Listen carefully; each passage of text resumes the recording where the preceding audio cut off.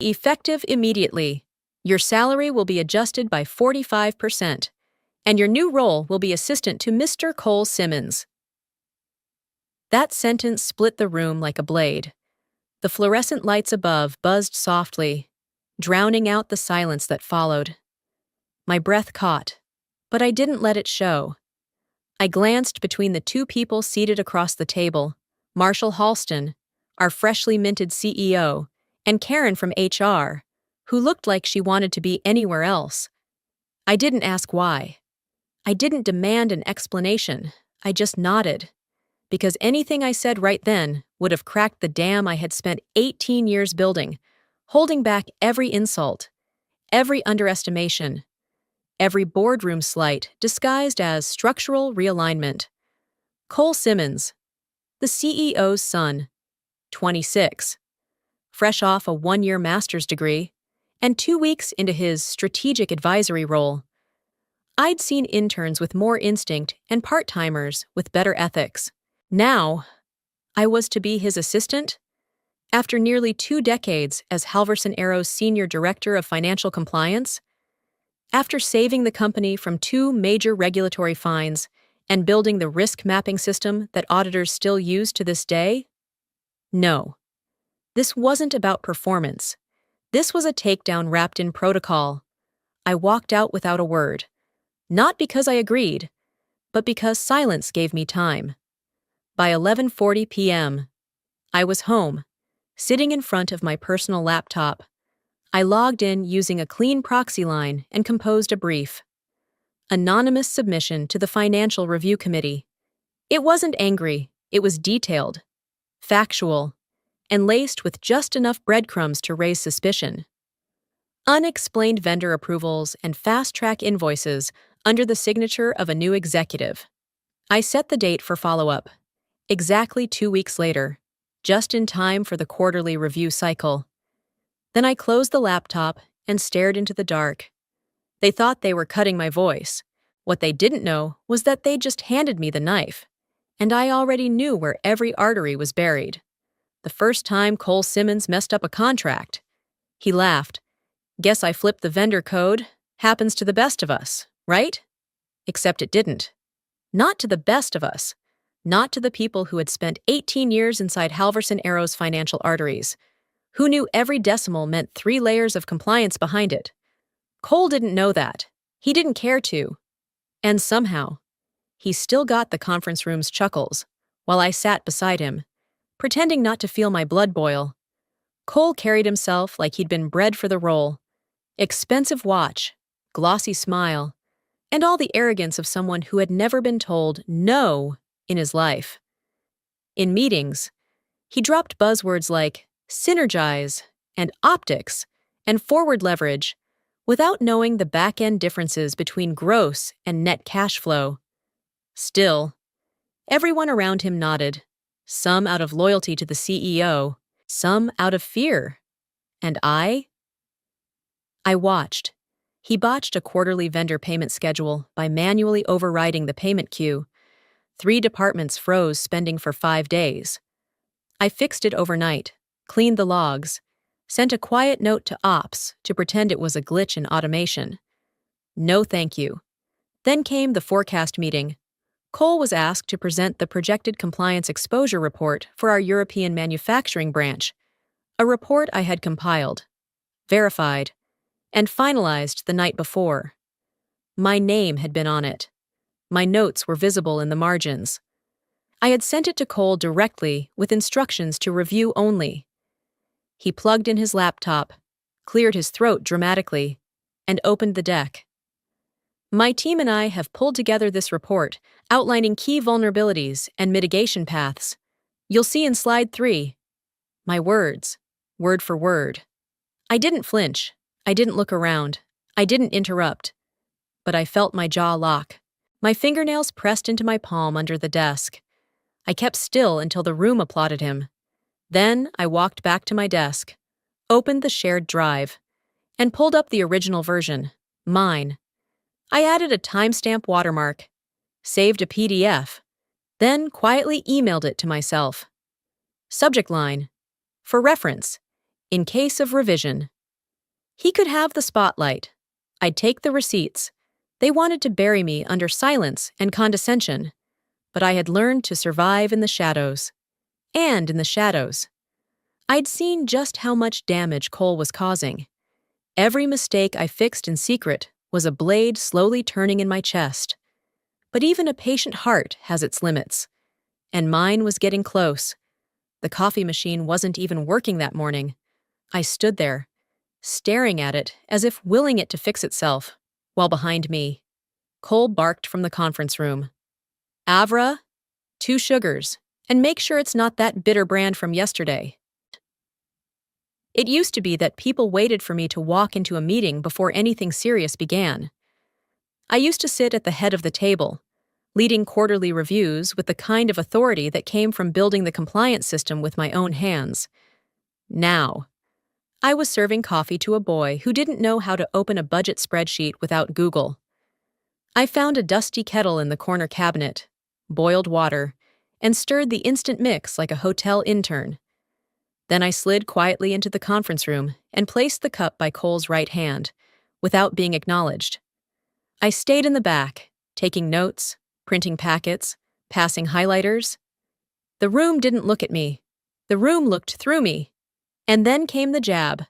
Someone joked, half whisper, half laugh, while reaching for the agenda sheets I'd prepared. "Guess we know who got the real demotion." Another voice chimed in. "From boardroom boss to break room barista." A few chuckled. I kept my eyes on my notepad. My ears burned. I pressed the pen harder into the page, scribbling nonsense just to give my hands something to do. But my throat tightened, and I knew the tears were too close. I made it through the meeting, but barely. That night, I drove home in silence, gripping the wheel like it was the only thing holding me together. I didn't speak during dinner. I smiled through it. I asked about school and nodded while my daughter talked about a science project with paper rockets. When I finally sat on the couch to fold laundry, she walked over and handed me a hand-drawn picture, me, standing tall with a cape and the words, "Mom, the smartest woman in the world." I felt my throat clench. She looked at me and asked, "In that way, only children can." Honest and piercing. "You're not gonna let them treat you like you're nothing, right? You're the best at your job. You always say that being quiet doesn't mean being weak." I smiled. It almost broke me. That night, while she slept, I opened my laptop and started logging more data. Backups, contracts, access logs. I wasn't sure what I was building yet, but the foundation had been laid. They'd taken my title. They'd taken my seat. But what they forgot was that I built the floor they were standing on. It was a vendor name I'd never seen before, Northlock Strategies, buried in a payment request that looked oddly inflated. At first glance, the contract seemed clean. Generic wording, vague deliverables. But the payment amount? Triple the norm. And the approval? Signed by Cole. My stomach sank as I opened the attached background file. The listed point of contact was Evan Marlowe. I remembered the name instantly. He wasn't in finance. He wasn't in operations. He was Cole's best friend from grad school, the one who showed up drunk at the company's welcome mixer, bragging about making it big now that Cole's got a corner office. This wasn't just careless. It was intentional. I took a deep breath, clicked open the reporting system, and flagged the transaction for review under policy code 7B. Potential conflict of interest. I attached a note, brief and professional, with a request for internal delay until the contract could be escalated. Then I hit send. Less than 20 minutes later, my alert disappeared. No trace. No internal email confirmation. No record in the workflow logs. I knew what had happened. Cole had overwritten the report. He had deleted the red flag, replaced the report with a cleaner version, and resubmitted it to the system as if nothing had happened. And no one would question it, because no one thought to question him. He was the CEO's son. After all, I sat still at my desk, frozen not with fear, but with something worse, futility. I had followed protocol, I had acted within the rules, and still, the system erased me like I was never there. But I wasn't finished. I opened a separate terminal, typed in the back-end credentials I hadn't used in over a year. IT had apparently forgotten to deactivate my admin override access. A small, fatal oversight. From there, I accessed the timestamp logs. I downloaded the original flagged report. I took screenshots of the deletion trail, complete with IP trace and username logs, and I encrypted all of it, storing the archive in a hidden external drive I kept at home. Labeled only, Northlock Evidence AT. I didn't confront Cole. I didn't reply. Because the deeper I dug, the clearer it became. This wasn't a one-time slip. This was part of a pattern, and patterns, I knew better than anyone, had a way of unraveling, so I stayed quiet. Because while they were focused on covering tracks, I was building a path. And when the day came, I would walk them right into the fire they lit themselves. By the end of the week, I'd built a timeline that would make any federal investigator proud. Every altered document, every vanished flag, every vendor with a connection to Cole's inner circle. They were all there, lined up on a spreadsheet so clean it looked surgical. I didn't just track the mistakes, I cross-referenced them with my original reports. Layered each forged version next to the real one. Font changes, date edits, signature overlays. It was like watching a forgery tutorial unfold in real time. I knew the system better than anyone. That was my advantage, and my curse. Every time I opened a tampered report, a quiet fury would tighten in my chest, but I didn't let it surface. Rage is loud, control is silent, and I needed to stay silent if I wanted to finish this right. At night, I worked from my home office, lights dimmed, blinds drawn. I didn't use company Wi-Fi. I routed my traffic through encrypted lines, storing everything in a password-protected archive labeled Internal Audit Preparation, reference only. Inside that folder were folders. Inside those folders were patterns. Cole hadn't just approved shady vendors. He had reused templates, reused language. He was sloppy. He thought no one would look twice. And he was right, until now. Just after midnight on a Wednesday, as I was sorting screenshots by date, an email appeared in my private inbox. No subject, no signature, just a single line of text. They're watching your logins. Be careful with every step. I stared at it for a full minute. Someone knew, not just what I was doing, but how I was doing it. And they didn't report me. They warned me. It could have been a friend in IT. It could have been someone in legal who'd noticed the discrepancies but lacked proof. Or maybe, just maybe, someone inside was tired of pretending everything was fine. I didn't reply. I archived the message, encrypted a copy, and buried it inside a decoy folder called HR Forms 2019. Then I locked my system down and stood up. I didn't panic. I didn't stop. Instead, I poured myself a glass of water, walked to the window, and looked out into the stillness. They were watching? Good. Let them watch. Because every quiet keystroke I made was a step closer to collapse, and when the time came, they'd have front-row seats to their own undoing. The email came in at 7:24 a.m., buried beneath the usual flood of vendor updates and internal memos. Subject line: Scheduled External Financial Audit begins Monday. I read it twice. Then a third time, not a whisper, not a warning, just one cold. Clinical notice sent to the entire leadership chain and copied to my inbox. A formal announcement from the Financial Review Committee.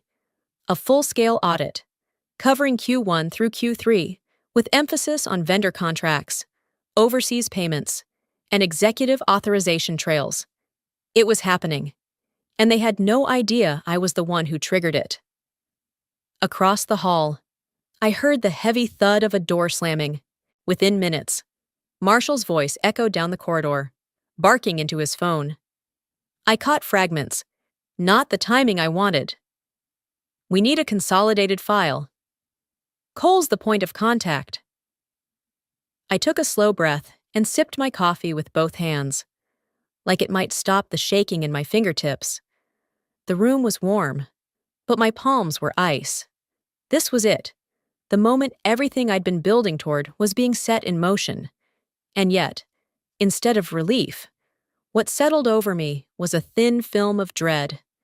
Because when you plan a storm, you're still standing in it when it starts to rain. Cole didn't speak to me until lunch. His usual smugness had drained from his face, replaced by the sheen of someone who'd never had to cover their own tracks before. We, need to get a packet together for audit prep, he muttered, not making eye contact. Vendor summaries, contract approval trails, and whatever else they might want. Then he looked up, and I saw it, that flicker of fear in his eyes. He didn't understand what he'd signed. He didn't remember half the files he'd tampered with. And now, he was being handed a spotlight with nowhere to run. Of course, I said calmly. I'll start pulling documents this afternoon. He nodded once and disappeared. By 3:15, I was sitting alone in conference room B, surrounded by folders, flash drives, and the unspoken weight of years of damage control. I had a checklist in front of me, a real one this time, issued by the external auditors. Everything they were going to request.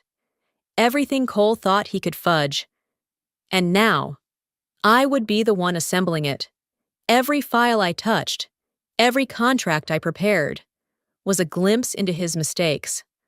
I saw payment authorizations that were never cleared. I found invoice chains rerouted to shell companies with no tax history. I even spotted edits in metadata that still carried my original timestamps underneath Cole's overwritten files. He hadn't just buried red flags. He'd set fire to the map and handed it to the board with a smile. But now the flames were catching up. At 6:00 p.m., I saved the first full prep folder onto a clean USB and slid it into my bag. I labeled it simply, Audit, Week 1. As I left the building, I passed Cole pacing in the hallway, phone pressed to his ear, whispering urgently. When he saw me, he stopped but didn't speak. He didn't need to. The air between us said enough, because I knew what was coming. And deep down, so did he. By 10:30 a.m., I was knee-deep in archived vendor logs, copying each file onto a clean drive, one the auditors had specifically requested, one Cole had nearly forgotten even existed. His sloppiness wasn't just evident in what he submitted, it was in what he tried to hide. That morning, I moved carefully, methodically, gloves on, eyes alert. Any trace I left behind could be used against me, especially now that the audit was no longer theoretical. Then, the unexpected hit. As I scrolled through an old compliance folder, one I built years ago under restricted clearance, I noticed a file that hadn't been there yesterday. It was named Policy Breach Report, AT. AT, my initials. I opened it. It was a formal complaint submitted to HR, marked confidential, alleging that I had accessed restricted files without authorization. It listed timestamp logs, claimed I'd tampered with internal records, and insinuated that I had been undermining Cole's leadership by hoarding outdated control files. The wording was precise, legalistic, brutally familiar. This was preemptive, a trap. Someone, likely Cole, maybe Marshall, was preparing to strike first. Paint me as a rogue employee just in time for the auditors to arrive. A cover-up to explain the inevitable exposure. The logic was simple. If I discredited them, they'd discredit me harder. For the first time in weeks, my hands shook. I closed the file, disconnected the drive, and stepped out of the server room to breathe. The hallway felt narrow, the walls too close. I needed clarity, and that's when I saw him. Jason, one of the junior IT techs, stood by the printer with a manila folder in his hands. He didn't look surprised to see me. In fact, he gave a small nod like he'd been expecting it. "I saw your login path," he said under his breath, eyes scanning the hallway. "The old root folders. Most people don't even know they exist anymore." My heart stopped. He continued, his voice quiet but steady. "You're not wrong. Just be careful. They're watching everyone right now, especially you." Then, just like that, he walked away. I stood frozen, holding my breath as the weight of what just happened sank in. He didn't report me. He didn't warn me to stop. He confirmed what I feared and gave me a silent blessing to keep going. Back at my desk, I wiped every recent trace from the Active Directory, every file backed up, every copied version buried beneath layers of encryption. I even reset my remote access keys, masking them under a dormant internal account that hadn't been touched in 2 fiscal years. If they were going to accuse me, they'd need more than a planted document and doctored logs. They'd need the truth. And the truth was scattered across 3 hidden drives, 4 months of metadata, and a digital trail they hadn't even begun to understand. This wasn't just tension now, it was war, and I wasn't retreating. The auditors arrived on a Tuesday morning just after 8 a.m., dressed in muted suits, holding clipboards and quiet authority. No fanfare, no second chances. The office air shifted instantly. Conversations lowered. Keyboards tapped more carefully. And even the always smirking Cole couldn't hide the nerves tugging at his jaw. He kept adjusting his collar, scanning the room as if looking for a lifeline that wouldn't come. I was assigned to assist the lead auditor, a woman named Lindsay Clark, mid-40s, sharp eyes, zero tolerance for theatrics. We'd crossed paths years ago during a compliance training I led for Halverson's European branch. She didn't recognize me at first. Or maybe she did and chose not to say anything. Either way. Her nod was cordial, brisk. The review began in Cole's office. Lindsay walked him through a set of standard questions. He answered quickly at first, throwing in terms like compliance protocol and cross-check verification. But his voice lacked weight. I could hear it from across the room. He was flailing, trying to sound competent. By 9:15 a.m., the first discrepancies surfaced. Lindsay held up 2 versions of a vendor approval form, one from the official record, the other from a back-end time-stamped archive. The signatures were identical, the amounts weren't.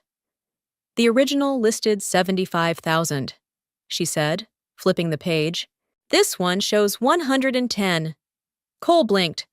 "Must have been an update after scope change. It's not noted anywhere, and the change isn't documented in the system log."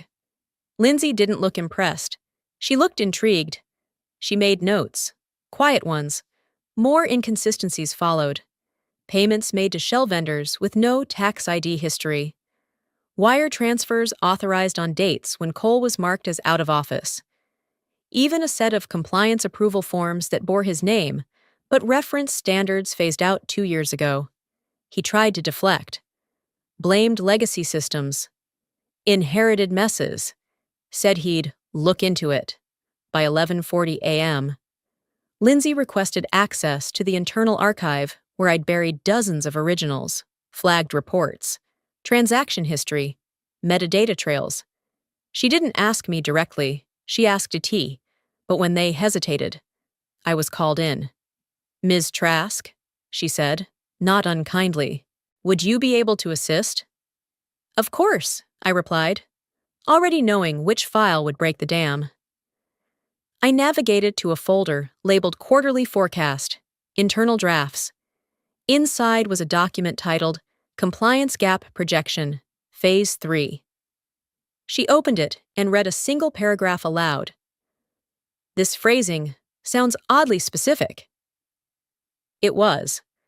I wrote it 6 months ago, part of an internal memo that never saw daylight, because Cole deleted it before submission. She looked up. "Do you know who authored this?"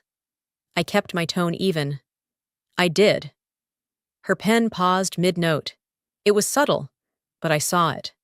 That tiny shift in the room, the balance of credibility starting to tilt, the whisper in her eyes that said, "Now this makes sense." She closed her notepad and stood. "We'll need a full copy of your original forecast documents," she said. "This extends beyond initial scope." Cole didn't speak. His face had gone pale, mouth slightly open, like a man watching the cracks form beneath his own feet. I turned to leave the room, the corner of my mouth curving just enough to feel dangerous. For months, I had cleaned his messes, covered the gaps, swallowed my pride. Now, the numbers were finally speaking, and they weren't on his side. By 4:20 p.m., the audit team had taken over the second floor.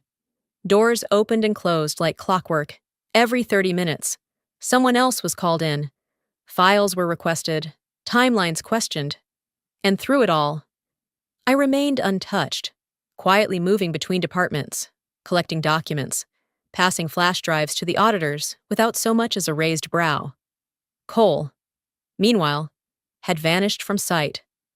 Around 5:10 p.m., Marshall's assistant appeared at my desk, her face unreadable. "The CEO would like to see you. Conference room 6. No subject line, no explanation, just a summons.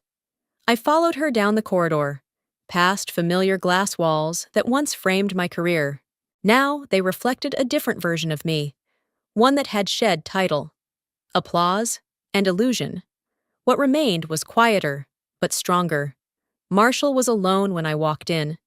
The room was dark, lit only by the soft orange hue bleeding in from the setting sun. He didn't stand, just leaned forward on the edge of the table, elbows planted, face unusually pale. He motioned for me to sit. I didn't. He exhaled and folded his hands. "You knew this was going to happen," he said flatly. "Didn't you?" I met his eyes. Would it matter if I said yes? He didn't answer. The silence sat heavy between us. Marshall wasn't the type to yell. His power had always been in control, in the illusion of composure. But right now, that illusion was cracking. And it wasn't from rage. It was from knowing he'd underestimated the wrong person. "I brought you here because I need to understand something," he continued. "Why didn't you say anything? If you had concerns, you could have come to me." My voice was even. "I did. For years. You stopped listening the moment you hired him." He looked away. Then, quietly, I reached into my bag and placed a single folder on the table. Not thick, just 30 pages, neatly clipped, clearly labeled. He stared at it like it might explode. "What is this?" "A roadmap," I said. "It outlines exactly how to restructure the financial compliance system before the auditors make their final report." He didn't move.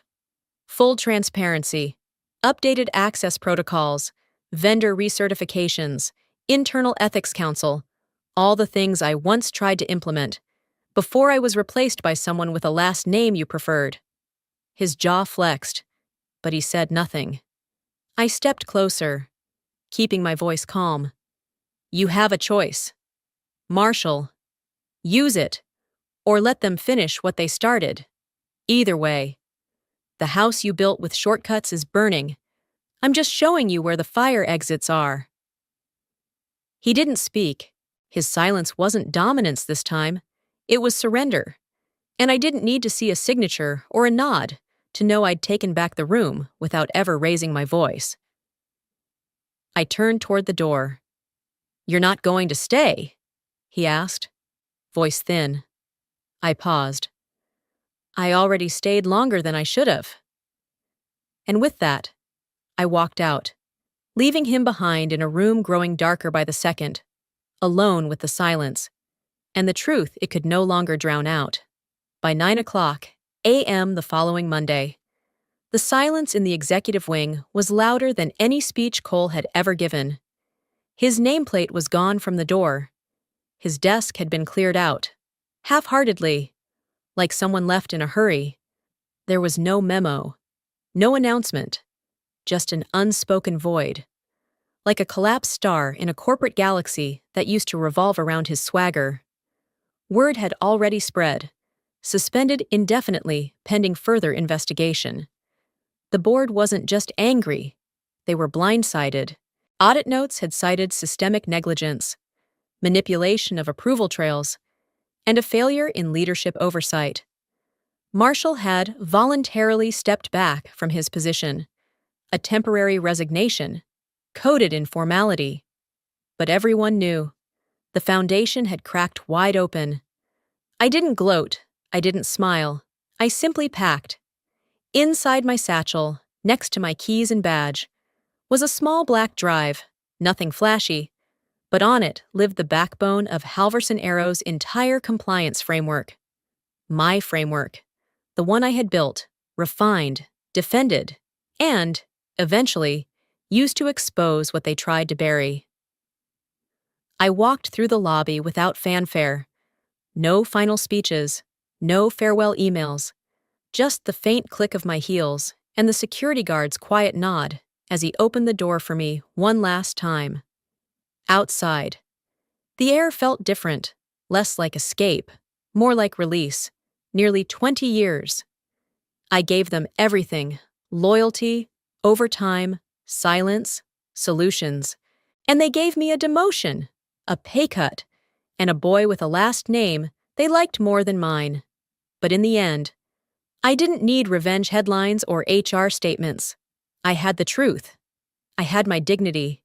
And now, I had my freedom, 1 week later, as I sipped my morning coffee in a quiet corner cafe. My phone buzzed, an email from Lindsay Clark, the lead auditor. Subject, opportunity message. We'd like to bring you in as Director of Special Advisory for Internal Investigations. Confidential cases, full independence. Let us know if you're interested. I reread the message 3 times. Then I smiled. Not wide, not smug, just enough. I didn't need a corner office anymore. I didn't need a title carved into glass, because I'd already proven that real power doesn't shout. It builds, it waits, and when the time is right, it walks away, with everything, no applause, no spotlight, just peace.